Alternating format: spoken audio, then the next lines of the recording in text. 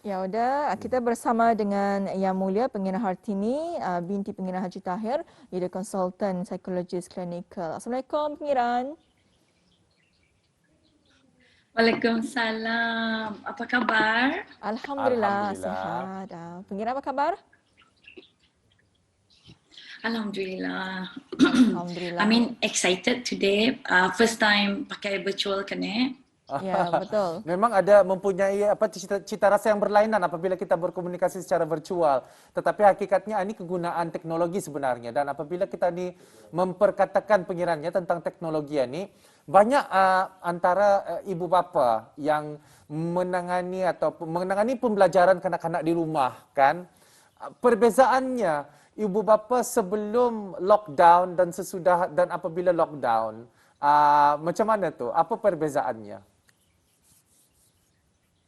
Oh ya, yeah, we're talking about Rian ya, pasal lockdown parenting. Ya, okay. Assalamualaikum, bismillahirrahmanirrahim. Kedengaran di sana, my voice, is it very clear? Yes, jelas. Jelas. Alhamdulillah. Jelas, okay, Alhamdulillah. So, okay, kenapa? I think, thank you Razi, and then it's a very good question. I think topik ini patut kata ni perbincangkan, terutama sekali dalam kata ni situasi kira lockdown lah, pandemic masa ni, and then it's so sudden and then so unexpected, right? So kenapa lockdown parenting is berbeza ataupun lebih payah daripada parenting sebelum hari-hari biasa. And then I think bagi ibu bapa yang di luar sana ataupun seperti saya akan dapat relate lah macam mana susahnya menjalankan tugas sebagai ibu bapa di dalam masa lockdown ini. Because kan, I think what is hard is that parenting is hard already kan Razi, memang susah. Tapi dengan dalam situasi pada masa ni, everything is so unexpected. Yeah. So what is hard is that actually the unexpected, and then kita ni tiba-tiba saja kena bagi tanggungjawab extra double job, you know. So unexpected membuatkan kita ni sebagai ibu bapa tanpa disangka-sangka, or you need to do your parenting, you do your job as we know what, as a boss also. Everything is multiple roles in one setting. So and then that's very hard. And then at the same time, what's hard is that can you imagine kita ni kalau kan orang especially yang bekerja keluar rumah, kita ni membuka tepi kita ni sebagai ibu, sebagai isteri. Betul. Keluar saja kita ni sebagai bos. Ya. Tapi now banyak tepi kan dipakai, you know, we have to use multiple hats. Yeah, so can you imagine playing all these multiple roles? Yeah. And then at the same time, there is no boundary bah. Di rumah mana ada, okay, saya masuk ke office dulu macam kita ni terpaksa menggunakan same area sebagai office jua, sebagai tempat mengajar anak jua, tempat jua berehat jua. So can you imagine with a lot of this thing going on, and then mana ada kanak-kanak dapat faham, dilihatnya mamanya di rumah, mamanya 24 hours accessible. Tapi mana dapat kita ni memberitahu kanak-kanak, especially kanak-anak damit, mana zorang merhatikan tu. Macam I can actually relate. My anak, mom, can I have this, because I have to do virtual discussion with my staff. So they have to come to me, mom, can I have Indomie, mom? Mom, can I drink Milo, mom? Mom, all the time. So macam, you know what, to have 1 hour quality time, it's so hard. Yeah, it's so hard. Yeah. So it is. So having that multiple roles, and then at the same time, kita ni ada anxiety because the uncertainty, because kita ni indah pasti sampai bila akan kita ni mengajar anak kita ni di rumah, bekerja di rumah. And then it's even harder for ibu bapa ataupun yang macam yang affected ia punya financial masa ni kan. So it's even more stressful kan tu. Yeah. So the unexpected, the uncertainty, multiple hats, no boundaries, a lot of things going on. So it is super stressful. Jadi berkata kita tentang boundaries ya, bersama dengan anak-anak dan sebagainya. Macam mana kita ni membina boundary yang sehat kepada anak-anak ni? Dan kadang-kadang juga ni Intan, setiap ibu bapa juga harus bekerja keras untuk mengendalikan emosi mereka, terutama sekali lagi apabila dalam keadaan lockdown ini. Mungkin Puan dapat memberikan saranannya, silakan. Okay.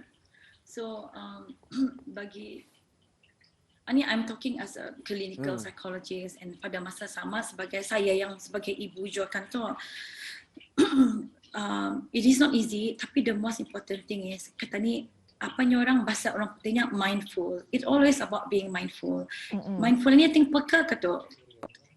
Being mindful ini being peka akan perasaan kita ni.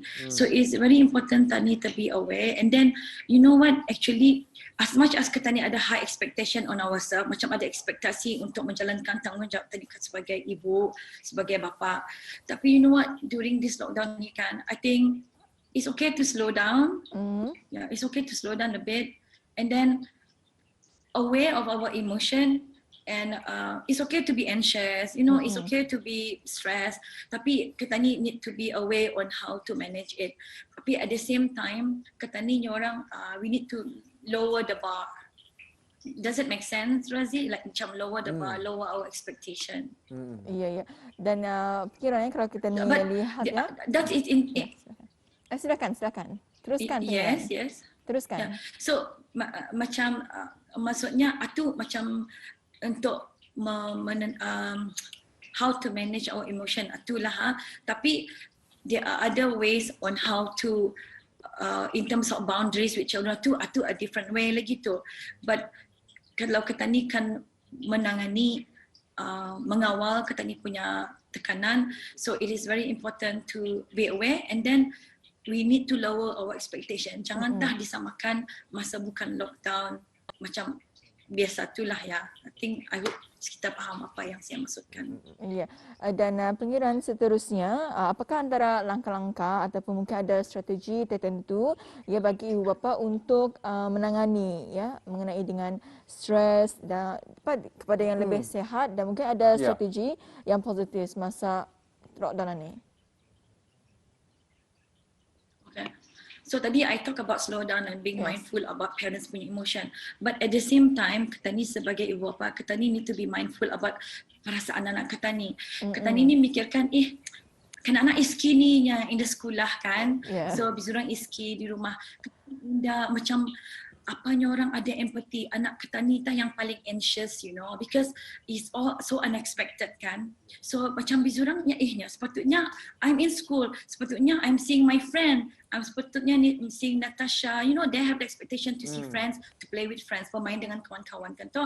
Tapi disebabkan this sudden unexpected changes and terpaksa bizurang akur saja, bizurang kena beritahu oleh indong bizurang no school. Suddenly you have holidays. Cikgu mana dah beritahu kami holiday? And then kenapa kami holiday and dah berjalan-jalanan ni?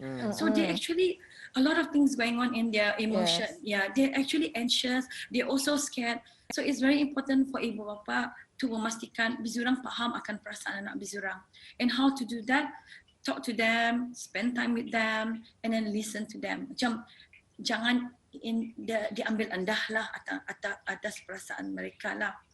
And then saya mau share some strategy, the best way untuk parents. Kita ni ada masa sedikit saja kan ya? Is it? Ya. Betul pengiran. So actually I wanted to sekejap. Masih sempat di pikiran? Sempat masa ya, tapi dalam 5 minit. Oh okay. I think host Rampai Pagi mesti disable sharing, because I'm supposed to share screen, tapi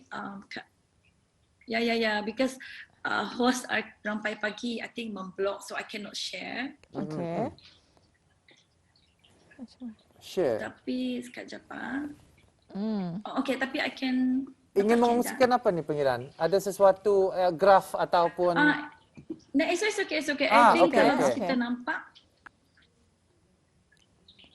macam it's actually a schedule ba. Kalau okey okey. ni Okey boleh okey. nampak. Nampak. Ya, ya. nampak yeah. So I think I'm gonna share like this because I think it's very important ibu bapa mempunyai daily schedule. Mungkin Pengiran boleh dibuat kurangkan untuk dalam anak-anak mereka dalam lah. kalau rambang-rambang secara ringkasnya nih Pengiran dapat dikongsikan apa sebenarnya yang harus dilakukan, mungkin seperti daily schedule, pukulan ni mama bekerja bapa bekerja, Okay. pukulan ni ya lainnya jangan kacau mama macam tu kata. Indah pula actually ikut seorang-seorang punya kreativiti untuk seorang-seorang punya setiap keluarga punya rutin kan, tapi I think what I'm trying to emphasize here is that kan diemfasis lah penting bagi setiap keluarga ataupun ibu bapa menekankan rutin atau di apa ni orang, you need to continue your daily routine. Jangan disebabkan lockdown ni rutin semua terkucar-kacir. So rutin itu is very important untuk anak kita ni. Betul. And then jangan ni lagi ada pesanan kepada ibu bapa yang ada ibu bapa akan menggunakan banyak teknologi easy access for kanak-kanak. I am not saying that parents indeed boleh menggunakan, tapi kalau boleh again gunakan pada apa ni orang, when to use it, how to use it, and then how long to use it, and then what to watch. Bukannya orang 24/7 easy access for the technology. Macam we cannot use it as a shortcut. Ya. Perlunya ada keseimbangannya menerusi dalam penggunaan screen time ya, Pengiran ya. Ya. Sebabnya kan ni untuk anujuannya orang this is the time that I'm going to use bahasa Brunei. Si Razi suka ni. Kata ni mesti ubaya-ubaya dalam menggunakan teknologi ni. Sebabnya dari pengalaman kami selepas setiap macam tahun lepas saja banyak kami menerima rujukan kanak-kanak bermasalah dari emosi sama bermasalah kelakuan. Contohnya kanak-kanak sudah berseorang ke sekolah balik kan, cikgu komplain anaknya indah berfokus, indah pay attention, indah dah berminat belajar. Rupanya masa lockdown itu mereka meluangkan terlalu banyak masa memain game dan teknologi lah, screen time lah ya. Jadi itu adalah kesan negatif lah yang dapat kita ni ikuti ataupun kesan negatif kita diperolehi sekiranya kita ni memberikan screen time, masa screen time yang berlebihan kepada anak-anak. Terlalu banyak kebebasan yang diberikan. Jadi tanpa tapi saya mau macam add sedikit. Actually teknologi masa lockdown ni dapat digunakan untuk anak-anak. Actually boleh arrange virtual play date untuk kanak-kanak. So it's very important for them. Sampai kadang-kadang exercise pun dapat dikadakan virtual. Kadang-kadang ketahuan exercise pun ataupun orang bacaan Yasin pun dapat dibuat secara virtual sekarang. Jadi macam-macam kita dapat lakukan secara virtual. So petani yang mesti kreatif and then gunakannya secara baik. Tapi kalau untuk ibu bapa, ya saya cadangkan kanak-kanak itu dibagi masa untuk virtual play date ataupun connected with orang punya kawan-kawan. Untuk teenager, kontrollah penggunaan social media. Because Razi pernah bercakap ni, kalau terlampau banyak, I think FOMO Razi, feeling of missing out. And then they will feel more anxious. Feeling anxious, feeling depressed. Untuk teenager, better dikontrol lah the use of social media.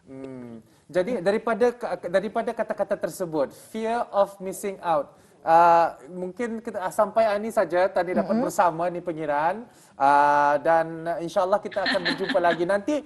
Mungkin schedule ataupun gambar rajah yang ingin dikongsikan seketika tadi mungkin dapat diupload di IG, mungkin di mana-mana pun untuk dapat dijadikan sebagai bahan rujukan kepada penonton yang ingin mengikuti ataupun mengetahui tentang gambar rajah yang ingin dikongsikan seketika tadi. Ya? Ya. Alright, terima boleh kasih Pengiran. Boleh thank you. Wassalamualaikum.